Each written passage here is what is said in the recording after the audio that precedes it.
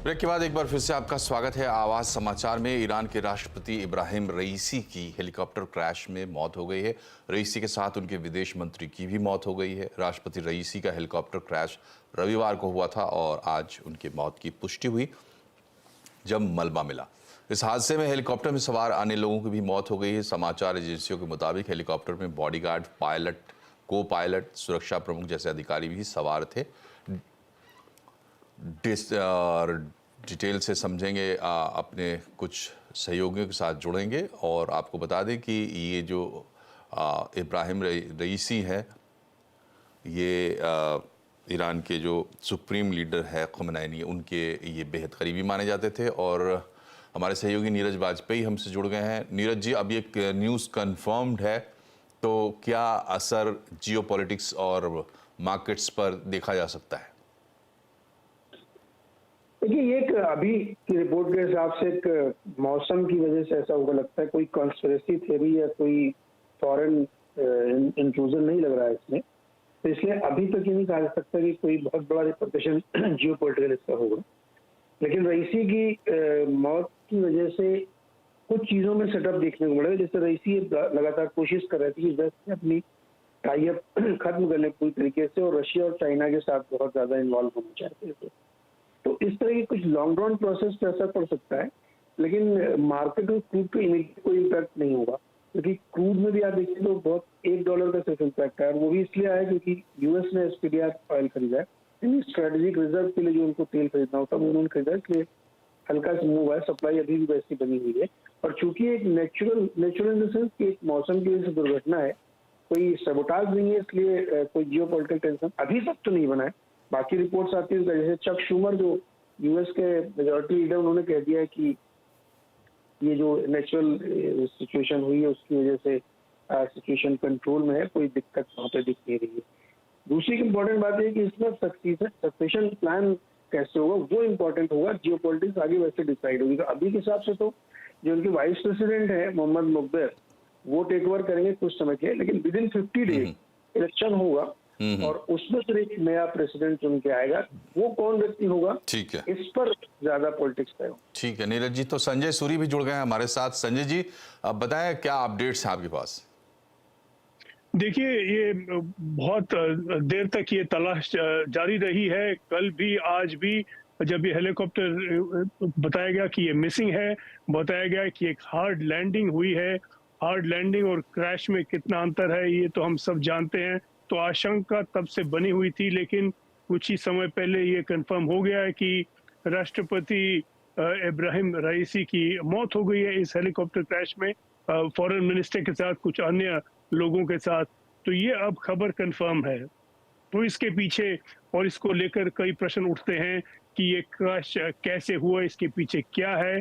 कहीं कोई साजिश तो नहीं, कहीं कोई सैबोटाज तो नहीं। इतना जरूर पता है कि मौसम की हालत काफी खस्ता थी, फॉग बनी हुई थी और जो मौसम था काफी डिस्टर्ब रहा। तो काफी मुश्किल कंडीशंस में ये हेलीकॉप्टर यात्रा कर रहा था। 3 हेलीकॉप्टर थे, बाकी 2 बच के आ गए, लेकिन जिस हेलीकॉप्टर में रईसी जी थे उसका क्रैश हो गया और उस क्रैश में उनका देहांत हो गया। धन्यवाद आपका संजय जी। और अब हमारे साथ नरेंद्र तनेजा जुड़ गए हैं, पॉलिटिकल एक्सपर्ट। तनेजा जी, स्वागत है आपका सीएनबीसी आवाज पर। आप कैसे देख रहे हैं, आपका क्या रिएक्शन है, क्या कोई फॉल आउट्स आपको लगता है?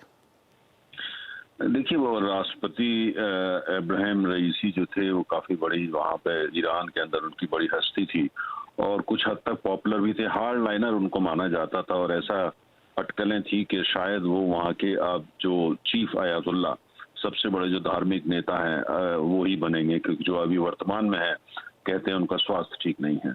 तो इस तरह की काफी जो थी, और पिछले दिन हमने देखा था वो पाकिस्तान आए थे और पाकिस्तान के बाद वो श्रीलंका चले गए थे, भारत नहीं आए। तो काफी इसको लेकर के थोड़ा सा कुछ लोगों में नाराजगी रही कि भाई आप पाकिस्तान आए, श्रीलंका चले गए, भारत नहीं आए, क्या संकेत है। लेकिन पिछले दिनों चाबहार को लेकर के ईरान से भारत का बड़ा समझौता हुआ, एक नया एग्रीमेंट हुआ है। तो कुल मिला के ईरान से जो संबंध है वो रईसी साहब के टाइम में थोड़े खट्टे मीठे रहे भारत के। कभी अच्छे होते थे, लेकिन कभी जो है उसमें काफी खटास आ जाती थी। लेकिन ये जो वहाँ की कुल मिला के वहाँ की सरकार की सोच है उसका प्रतिनिधित्व करते थे वो, हार्ड लाइनर तो उनको माना जाता था। तो एक तरह का गैप तो वहाँ जरूर आएगा। उसके बाद अब देखना होगा कौन राष्ट्रपति बनता है, और उसके बाद ये भी देखना होगा कि कौन बाद में बड़ा आयतुल्ला बनता है। तो काफी एक वैक्यूम है। इसी को आपने देखा है कि जो तेल के बाजार ने खासतौर से उस पर जैसे रिएक्ट किया है, एक तरफ ये खबर कि ईरान के राष्ट्रपति का निधन, और दूसरी तरफ सऊदी अरब के जो राजा है, किंग है, उनका स्वास्थ्य थोड़ा सुनाई में आ रहा है कि बहुत अच्छा नहीं है, खराब हो चुका है। तो दोनों बड़े देश वहाँ पे, ये शिया पावर, वो सुन्नी पावर, तो दोनों देशों से ऐसी खबरों का आना जिससे जियोपॉलिटिक्स या जो खासतौर से अर्थव्यवस्था है उसमें थोड़ी हलचल है उस इलाके को लेकर के, तो देखना होगा। लेकिन भारत के लिए दोनों देश बहुत ही महत्वपूर्ण, खासतौर से ईरान बड़ा महत्वपूर्ण, क्योंकि उनसे हमारे संबंध, जैसे मैंने कहा, थोड़े खट्टे मीठे रहते हैं। हालांकि भारत हमेशा मीठे ही रखना चाहता है।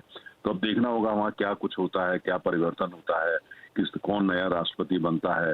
पिछले ये चुनाव में आए थे और चुनाव में आपने देखा था इनका चुनाव काफी कंट्रोवर्शियल था, क्योंकि विपक्ष के कई पार्टियों ने हिस्सा ही इसमें नहीं लिया था।